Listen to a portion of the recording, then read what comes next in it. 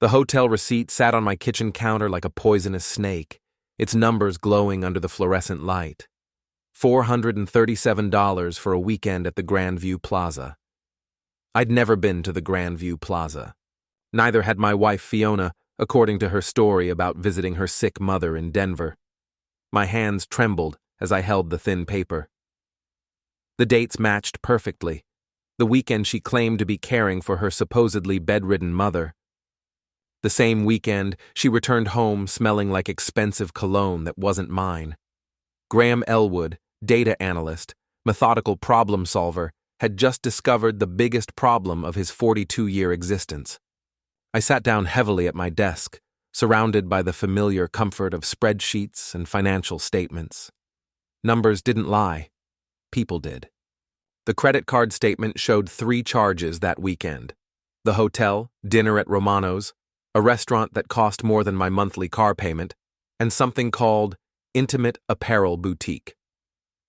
My wife of 16 years was having an affair. The evidence spread before me like a case file. Restaurant receipts from places we'd never been together.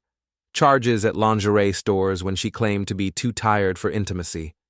Hotel stays during her business conferences that never appeared on any company calendar. I pulled up her text messages on our shared cloud account, a feature she'd forgotten about when she upgraded her phone last year.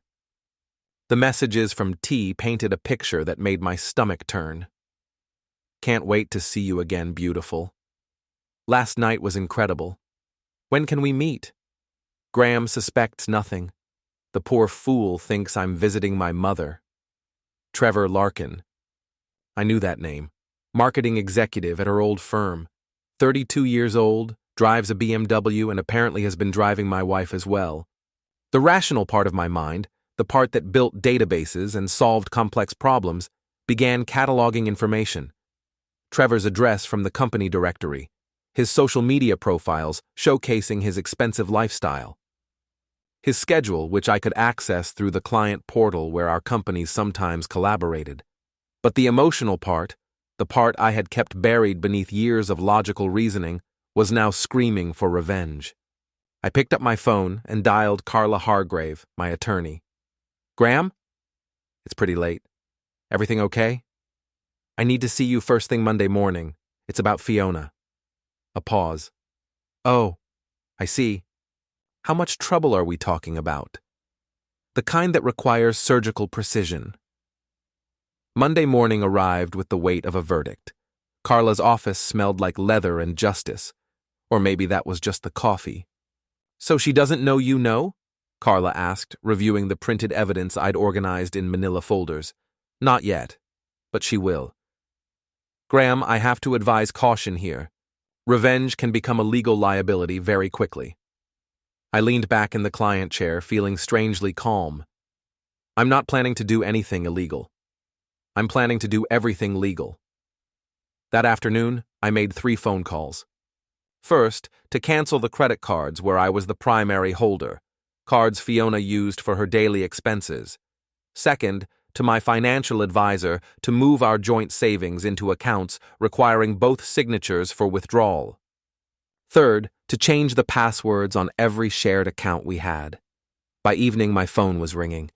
Graham, honey, there's something wrong with my credit card. It got declined at the grocery store.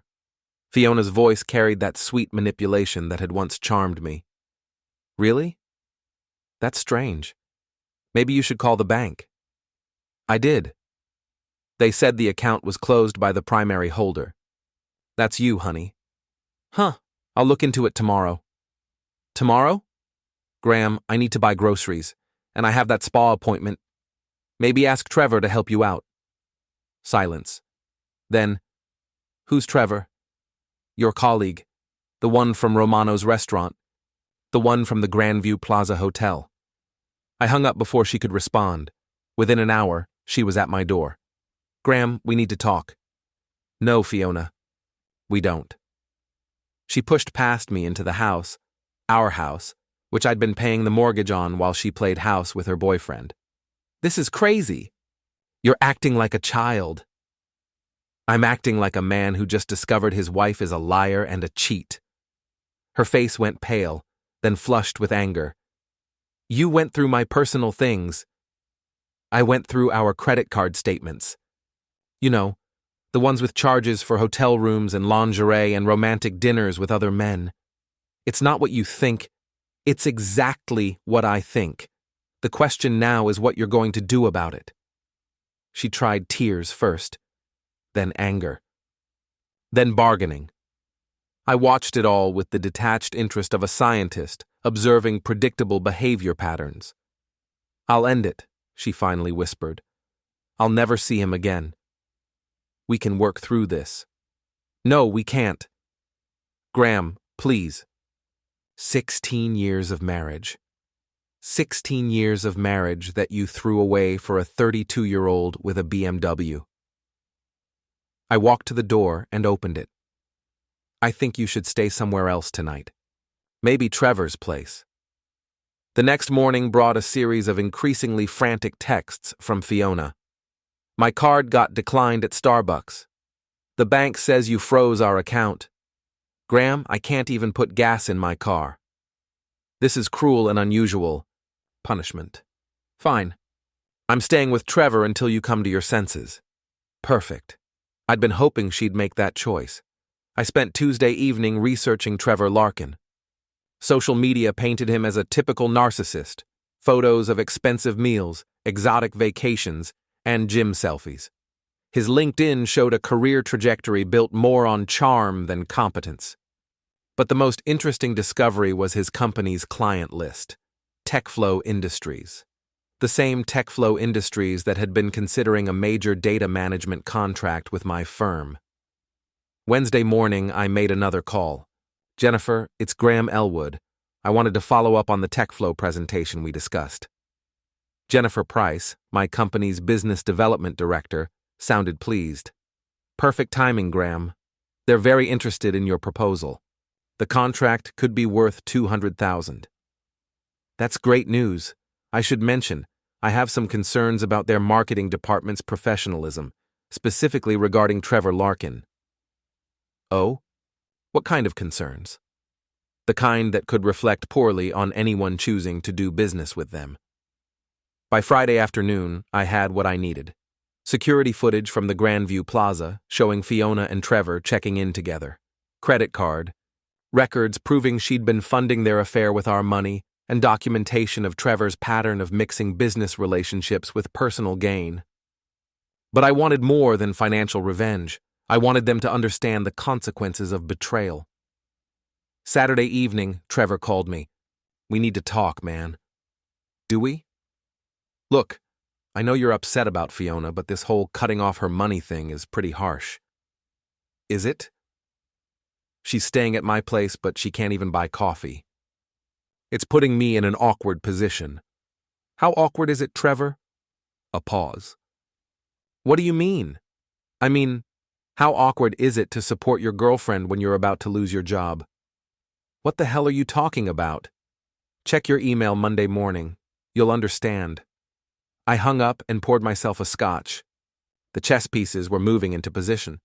Monday morning, TechFlow Industries received a comprehensive report detailing Trevor Larkin's unprofessional conduct, including documented evidence of his affair with a married woman and questions about his judgment in mixing personal relationships with business decisions. By noon, my phone was ringing again. You son of a bitch! Trevor's voice shook with rage. You got me fired! I provided factual information to a potential business partner. What they chose to do with that information was their decision. This is harassment. This is consequences, Trevor. Actions have them. Fiona told me you were a cold bastard, but this... How is Fiona, by the way? Still enjoying her best life without me? You've destroyed her credit, frozen her assets. I've protected my assets from someone who was using them to fund an affair. That's called financial responsibility. She's broke, Graham. She can't even afford her medications. Then maybe she should have thought about that before she decided to upgrade husbands. The line went quiet for a moment. This isn't over, Trevor said. Yes, it is. That evening, Fiona appeared at my office building, waiting by my car in the parking garage. You've gone too far, Graham. Have I?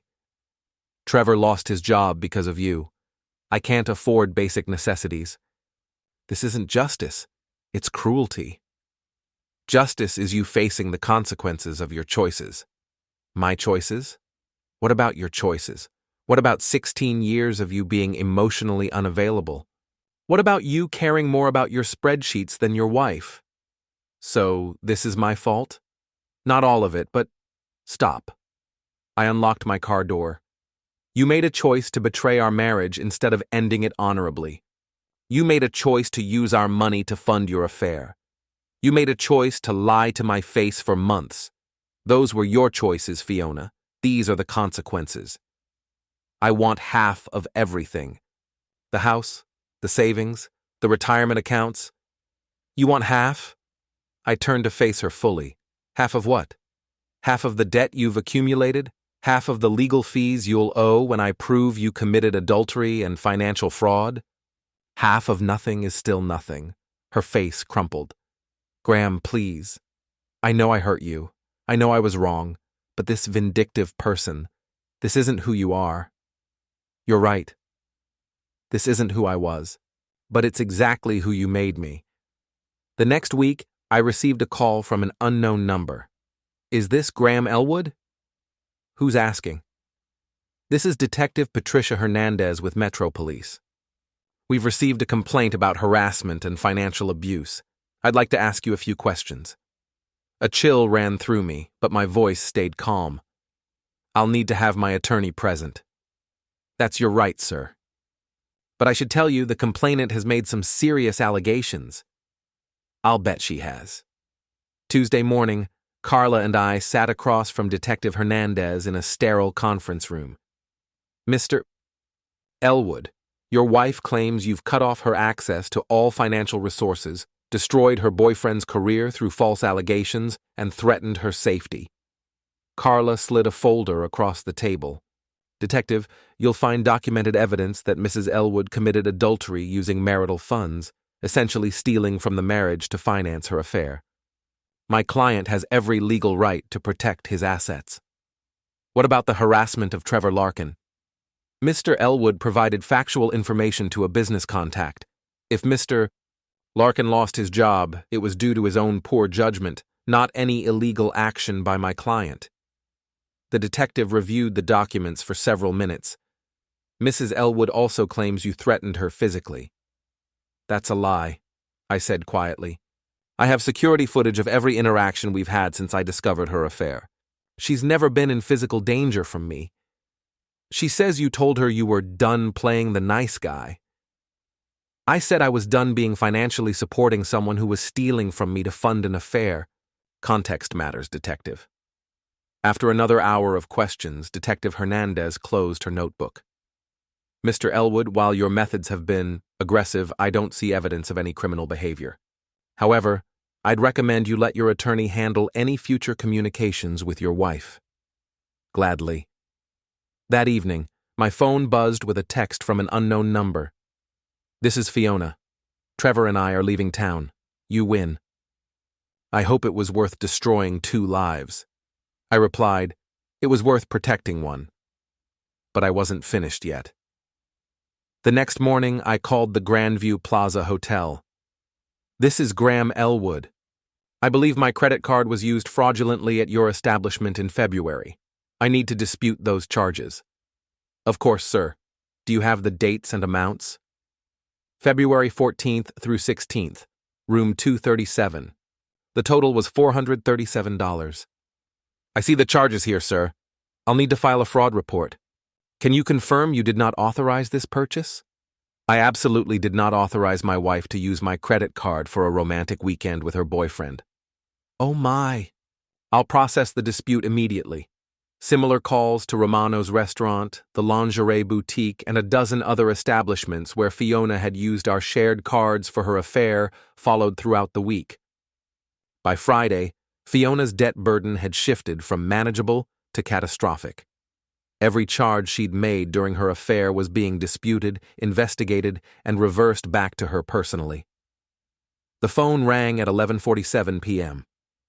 Graham, please, I'm begging you. Stop this. Stop what, Fiona? You know what? The credit disputes, the fraud claims, they're coming after me for thousands of dollars I don't have. Money you stole from our marriage to fund your affair. I didn't steal anything. I used our credit cards, our cards, for your affair, without my knowledge or consent. The legal definition of that is fraud. They're threatening to press charges. Then you should probably find a good attorney. I can't afford an attorney. You've destroyed my credit, my ability to work. You destroyed your own ability to work when you spent your time sleeping with Trevor instead of doing your job. Graham, I'll do anything. I'll sign whatever papers you want. I'll give up any claim to the house, the retirement accounts, everything. Just stop this. I sat in my home office, surrounded by the spreadsheets and case files that had become my weapons. Too late, Fiona. What do you mean, too late? I mean, you had 16 years to be honest with me. You had months to confess when you started the affair. You had weeks to apologize sincerely instead of blaming me for your choices. You had days to accept responsibility instead of running away with your boyfriend. It's too late for bargaining. So what happens now? Now you face the consequences of your actions without my protection or my money. Graham, please. I know I hurt you. I know I was selfish and cruel, but this level of revenge, this isn't revenge, Fiona. This is justice. Revenge would be irrational and disproportionate. This is simply the natural result of your choices. I loved you once. No, you didn't. You loved what I provided, the financial security, the respectable marriage, the stable home while you shopped for something better. But you never loved me. That's not true. If it's not true, then prove it. When did you last tell me you loved me when you weren't asking for something? When did you last show physical affection that wasn't obligatory? When did you last choose to spend time with me instead of looking for excuses to be elsewhere? Silence. That's what I thought. Graham, I'm sorry. I'm truly, genuinely sorry. I believe you're sorry, Fiona. Sorry you got caught. Sorry there were consequences. Sorry your plan to monkey branch to a younger man with more money didn't work out. But I don't believe you're sorry about betraying me. I believe you're sorry it didn't work. That's not... Goodbye, Fiona. I hung up and turned off my phone. 3 weeks later, Carla called with news. Fiona's attorney wants to meet. They're proposing a settlement. What kind of settlement? Complete dissolution of marriage, she waives all claims to marital assets, she takes responsibility for all debts incurred during the affair. In exchange, you agree to stop disputing the credit card charges. Counteroffer, she pays me back every penny she spent on her affair, she covers her own legal fees, and she signs a non-disclosure agreement, preventing her from discussing our marriage publicly. Graham, that's pretty harsh. Harsh would be pursuing criminal fraud charges. This is reasonable. The meeting took place the following Tuesday in a conference room that smelled like desperation and stale coffee. Fiona looked like a ghost of herself, thin, pale, defeated. Trevor was nowhere to be seen. Her attorney, a young public defender, looked overwhelmed. Mr. Elwood's demands are excessive, he began. Mr. Elwood's demands are exactly what his wife owes him for stealing marital funds to finance adultery, Carla replied smoothly. My client can't pay back $23,000. She doesn't have assets or income. Then she should have thought about that before she spent $23,000 that wasn't hers. Fiona finally spoke. Graham, can we talk alone for a minute? I looked at Carla, who nodded. The attorneys left us in the conference room. Fiona stared at the table. I never meant for it to go this far. How far did you mean for it to go, Fiona? I thought you'd never find out. And if you did, I thought you'd just quietly divorce me and we'd both move on. You thought I'd let you steal from me and just quietly go away. I thought you didn't care enough to fight. That hit harder than I expected. You thought I was that pathetic. Not pathetic. Just resigned. You seemed resigned to our marriage being what it was. What it was? What was it, Fiona? Convenient. Safe. Predictable. And what was it supposed to be? For the first time in months, she looked directly at me. I don't know. Something more than roommates sharing expenses. So you decided to find something more while keeping the financial benefits of marriage? Yes. The simple honesty of it was somehow worse than all the lies. And now you want me to just let that go? Now I want to stop hemorrhaging money I don't have to pay for mistakes I can't undo. The money isn't a mistake, Fiona. The money is theft. The mistake was thinking you could steal from me without consequences. So what do you want? Do you want me in jail? Do you want me homeless? Do you want me to disappear completely? I want you to understand that actions have consequences. I want you to take responsibility for what you did, and I want to never have to think about you again. Then let me declare bankruptcy and move on. Bankruptcy won't erase fraud, Fiona. It doesn't work that way. She was quiet for a long moment. What if I publicly admit what I did? What if I apologize publicly and take full responsibility? What do you mean? Social media, a public statement. I admit to the affair. I admit to using marital funds inappropriately. I apologize to you specifically, and I take full blame for the marriage ending. I considered this. Public humiliation had never been my goal, but public acknowledgement of truth was appealing. And you'll pay back what you can when you can? Yes. And you'll never contact me again unless it's through attorneys about the debt? Yes. And Trevor? Trevor and I are done. Have been since he lost his job. Turns out his love was as conditional as his employment. I stood up. Draft the statement. Show it to me before you post it. If it's honest and complete, we'll settle for the debt repayment and the NDA. Fiona's Facebook post went live on a Thursday morning. I want to publicly acknowledge that I was unfaithful to my husband Graham during our marriage. I used our joint financial accounts to fund this affair, which was a violation of his trust and essentially theft from our household. The breakdown of our marriage was entirely due to my selfish choices, and Graham has shown more patience with my betrayal than I deserved. I take full responsibility for destroying our relationship and any consequences that followed. I am deeply sorry for the pain I caused and the trust I betrayed. It had 47 likes and dozens of comments within an hour, most of them scathing. I read it once, then blocked her on all social media platforms. That evening, I sat in my home office, the same office where I'd discovered her betrayal 6 months earlier, and reviewed the final divorce papers. The house was mine. The retirement accounts were mine. The savings were mine. She owed me $23,000 plus interest to be paid at $50 per month for the next 40 years.